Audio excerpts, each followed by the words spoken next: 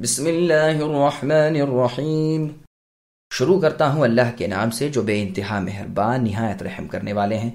الف لام را تلک آیات الكتاب وقرآن مبین ربما يود الذين كفروا لو كانوا مسلمين ذرهم يأكلوا ويتمتعوا ويلههم الأمل فسوف يعلمون وما أهلكنا من قرية إلا ولها كتاب معلوم ما تسبق من أمة أجلها وما يستأخرون۔ الف لام را یہ ہیں کتاب الہی کی آیتیں اور کھلا اور روشن قرآن۔ وہ بھی وقت ہوگا کہ کافر اپنے مسلمان ہونے کی آرزو کریں گے، آپ انہیں اے نبی کھاتا نفع اٹھاتا اور امیدوں میں مشغول ہوتا چھوڑ دیجئے، یہ خود بھی جان لیں گے۔ کسی بستی کو ہم نے ہلاک نہیں کیا مگر کہ اس کے لیے مقررہ نوشتہ تھا، کوئی گروہ اپنی موت سے نہ آگے بڑھتا ہے نہ پیچھے رہتا ہے۔ سامعین، اب ان آیتوں کی تفسیر سماعت کیجیے۔ سورتوں کے اول میں جو حروف مقطعہ آئے ہیں ان کا بیان پہلے سورہ بقرہ میں گزر چکا ہے۔ آیت میں قرآن کی آیتوں کے واضح اور ہر شخص کی سمجھ میں آنے کے قابل ہونے کا بیان فرمایا ہے۔ قیامت کے دن کافر مسلمان ہونے کی آرزو کریں گے۔ کافر اپنے کفر پر عنقریب نادم و پشیمان ہوں گے اور مسلمان بن کر زندگی گزارنے کی تمنا کریں گے۔ یہ بھی مروی ہے کہ کفار بدر جب جہنم کے سامنے پیش کیے جائیں گے آرزو کریں گے کہ کاش کہ وہ بھی دنیا میں مؤمن ہوتے۔ یہ بھی ہے کہ ہر کافر اپنی موت کو دیکھ کر اپنے مسلمان ہونے کی تمنا کرتا ہے۔ اسی طرح قیامت کے دن بھی ہر کافر کی یہی تمنا ہوگی، جہنم کے پاس کھڑے ہو کر کہیں گے کہ کاش کہ اب ہم واپس دنیا میں بھیج دیے جائیں تو نہ تو اللہ کی آیات کو جھٹلائیں نہ ترک ایمان کریں۔ جہنمی لوگ اوروں کو جہنم سے نکلتے دیکھ کر بھی اپنے مسلمان ہونے کی تمنا کریں گے۔ ابن عباس رضی اللہ عنہما اور انس بن مالک رضی اللہ عنہ فرماتے ہیں کہ گناہگار مسلمانوں کو جہنم میں مشرکوں کے ساتھ اللہ تعالیٰ روک لیں گے تو مشرک ان مسلمانوں سے کہیں گے کہ جس اللہ کی تم نے دنیا میں عبادت کرتے رہے اس نے تمہیں آج کیا فائدہ دیا؟ اس پر اللہ تعالیٰ کی رحمت ان پر ہوگی اور ان مسلمانوں کو جہنم سے نکال لیں گے۔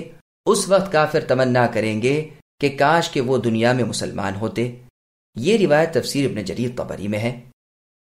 مستدرک حاکم میں ہے، اللہ کے رسول نے فرمایا کہ مشرک لوگ اہل قبلہ یعنی مسلمان گنہگاروں سے جہنم میں کہیں گے کہ تم تو مسلمان تھے، پھر تمہیں اسلام نے کیا نفع دیا؟ تم تو ہمارے ساتھ جہنم میں جل رہے ہو۔ وہ جواب دیں گے کہ ہاں، ہمارے گناہ تھے جن کی پاداش میں ہم پکڑے گئے۔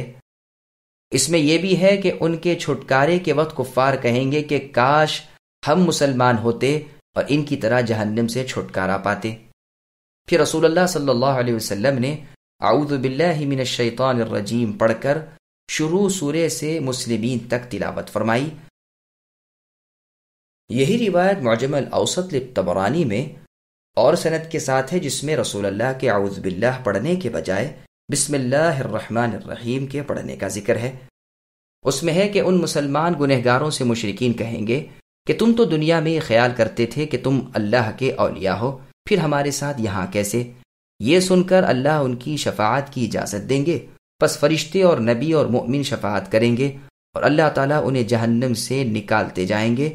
اس وقت مشرک لوگ کہیں گے کاش کہ وہ بھی مسلمان ہوتے تو شفاعت سے محروم نہ رہتے اور ان کے ساتھ جہنم سے چھوٹ جاتے۔ یہی معنی اس آیت کے ہیں کہ یہ لوگ جب جنت میں جائیں گے تو ان کے چہروں پر قدرے سیاہی ہوگی، اس وجہ سے انہیں جہنمی کہا جاتا ہوگا۔ پھر یہ دعا کریں گے کہ اے اللہ یہ لقب بھی ہم سے ہٹا دیجئے، پس انہیں جنت کی ایک نہر میں غسل کرنے کا حکم ہوگا اور وہ نام بھی ان سے دور کر دیا جائے گا۔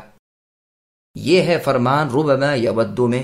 پھر بطور ڈانٹ کے اللہ تعالیٰ فرماتے ہیں کہ اے نبی ان کفار و مشرکین کو کھاتے پیتے اور مزے کرتے دنیا میں چھوڑ دیجئے، آخر تو ان کا ٹھکانہ جہنم ہے۔ تم کھا پی لو، تمہارا مجرم ہونا ثابت ہو چکا ہے۔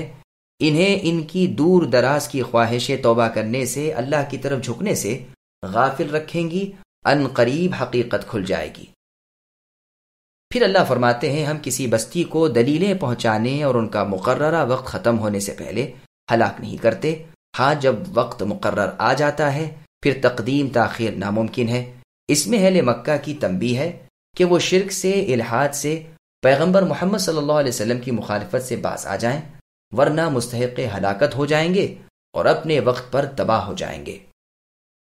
وقالوا يا أيها الذي نزل عليه الذكر إنك لمجنون لو ما تأتينا بالملائكة إن كنت من الصادقين ما ننزل الملائكة إلا بالحق وما كانوا إذا منظرين إنا نحن نزلنا الذكر وإنا له لحافظون۔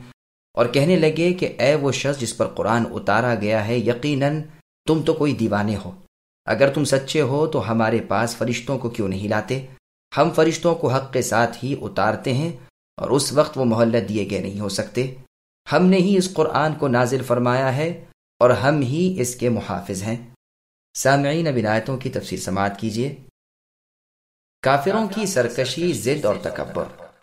کافروں کا کفر، ان کی سرکشی، تکبر اور ضد کا بیان ہو رہا ہے کہ وہ بطور مذاق اور ہنسی کے رسول اللہ صلی اللہ علیہ وسلم سے کہتے ہیں کہ اے وہ شخص جو اس بات کے مدعی ہو کہ تم پر قرآن اللہ کا کلام اتر رہا ہے، ہم تو دیکھتے ہیں کہ تم سراسر پاگل ہو کہ اپنی تابعداری کی طرف ہمیں بلا رہے ہو اور ہم سے کہہ رہے ہو کہ ہم اپنے باپ داداؤں کے دین کو چھوڑ دیں۔ اگر سچے ہو تو ہمارے پاس فرشتوں کو کیوں نہیں لاتے جو تمہاری سچائی ہم سے بیان کریں۔ فرعون نے بھی یہی کہا تھا، جیسا کہ اللہ نے سورہ زخرف کی آیت نمبر 53 میں فرمایا، فَلَوْلَا أُلْقِيَ عَلَيْهِ أَسْوِرَةٌ مِّن ذَهَبٍ، کہ اس موسیٰ پر سونے کے کنگن کیوں نہیں ڈالے گئے، اس کے ساتھ مل کر فرشتے کیوں نہیں آئے۔ رب کی ملاقات کے منکروں نے آواز اٹھائی کہ ہم پر فرشتے کیوں نازل نہیں کیے جاتے، یا یہی ہوتا کہ ہم خود اپنے پروردگار کو دیکھ لیتے۔ دراصل یہ گھمنڈ میں آ گئے اور بہت ہی سرکش ہو گئے۔ فرشتوں کو دیکھ لینے کا جب دن آ جائے گا، اس دن ان گنہگاروں کو کوئی خوشی نہ ہوگی۔ یہاں بھی فرمان ہے کہ ہم فرشتوں کو حق کے ساتھ ہی اتارتے ہیں، یعنی رسالت یا عذاب کے ساتھ۔ اس وقت پھر کافروں کو مہلت نہیں ملے گی۔ اس ذکر یعنی قرآن کو ہم نے ہی اتارا ہے اور اس کی حفاظت کے ذمہ دار بھی ہم ہی ہیں۔ ہمیشہ تغیر و تبدل سے یہ قرآن بچا رہے گا۔ بعض کہتے ہیں کہ لہو کی ضمیر کا مرجع نبی صلی اللہ علیہ وسلم کی ذات ہے، یعنی قرآن اللہ ہی کا نازل کیا ہوا ہے اور نبی صلی اللہ علیہ وسلم کی حفاظت کرنے والے بھی اللہ ہی ہیں، جیسا کہ اللہ تعالیٰ نے سورہ مائدہ کی آیت نمبر 66 میں فرمایا، وَاللَّهُ يَعْصِمُكَ مِنَ النَّاسِ، کہ اے نبی آپ کو لوگوں کی ایذا رسانی سے خود اللہ محفوظ رکھیں گے۔ لیکن پہلا معنی اولا ہے اور عبارت کی ظاہر روانی بھی اسی کو ترجیح دیتی ہے کہ مراد اس سے قرآن مجید کی حفاظت ہے، گو کہ نبی صلی اللہ علیہ وسلم کی حفاظت کا ذمہ بھی اللہ تعالیٰ نے خود ہی لے لیا تھا۔ وَلَقَدْ أَرْسَلْنَا مِن قَبْلِكَ فِي شِيَعِ الْأَوَّلِينَ وَمَا يَأْتِيهِم مِّن رَّسُولٍ إِلَّا كَانُوا بِهِ يَسْتَهْزِئُونَ كَذَلِكَ نَسْلُكُهُ فِي قُلُوبِ الْمُجْرِمِينَ لَا يُؤْمِنُونَ بِهِ وَقَدْ خَلَتْ سُنَّةُ الْأَوَّلِينَ وَلَوْ فَتَحْنَا عَلَيْهِم بَابًا مِّنَ السَّمَاءِ فَظَلُّوا فِيهِ يَعْرُجُونَ لَقَالُوا إِنَّمَا سُكِّرَتْ أَبْصَارُنَا بَلْ نَحْنُ قَوْمٌ مَّسْحُورُونَ۔ اور ہم نے اگلی امتوں میں بھی اپنے رسول برابر بھیجے، لیکن جو رسول آیا اسی کا انہوں نے مذاق اڑایا۔ گنہگاروں کے دلوں میں ہم اسی طرح یہی رچا دیا کرتے ہیں، وہ اس پر ایمان نہیں لاتے اور یقیناً اگلوں کا طریقہ گزرا ہوا ہے۔ اگر ہم ان پر آسمان کا دروازہ کھول بھی دیں اور یہ وہاں چڑھنے بھی لگ جائیں، جب بھی یہی کہیں گے کہ ہماری نظر بندی کر دی گئی ہے، بلکہ ہم لوگوں پر جادو کر دیا ہے۔ سامعین، اب ان آیتوں کی تفسیر سماعت کیجیے۔ انبیاء علیہم السلام کا مذاق اڑانے کا نتیجہ۔ اللہ تعالیٰ اپنے نبی محمد صلی اللہ علیہ وسلم کو تسکین دیتے ہیں کہ جس طرح لوگ آپ کو جھٹلا رہے ہیں، اسی طرح آپ سے پہلے کے نبیوں کو بھی وہ جھٹلا چکے ہیں۔ ہر امت نے اپنے رسول کو جھٹلایا ہے اور اسے مذاق میں اڑایا گیا ہے۔ ضدی اور متکبر گروہ کے دلوں میں بسبب ان کے حد سے بڑے ہوئے گناہوں کے تکذیب رسول رچا دی جاتی ہے۔ یہاں مجرموں سے مراد مشرکین ہیں، وہ حق کو قبول کرتے ہی نہیں، نہ کریں۔ اگلوں کی عادت ان کے سامنے ہے، جس طرح وہ ہلاک اور برباد ہوئے اور ان کے انبیاء نجات پا گئے اور ایماندار عافیت حاصل کر گئے، وہی نتیجہ یہ بھی یاد رکھیں۔ دنیا و آخرت کی بھلائی نبی صلی اللہ علیہ وسلم کی اتباع میں اور دونوں جہان کی رسوائی نبی صلی اللہ علیہ وسلم کی مخالفت میں ہے۔ باطل پرستی کفار کی حد۔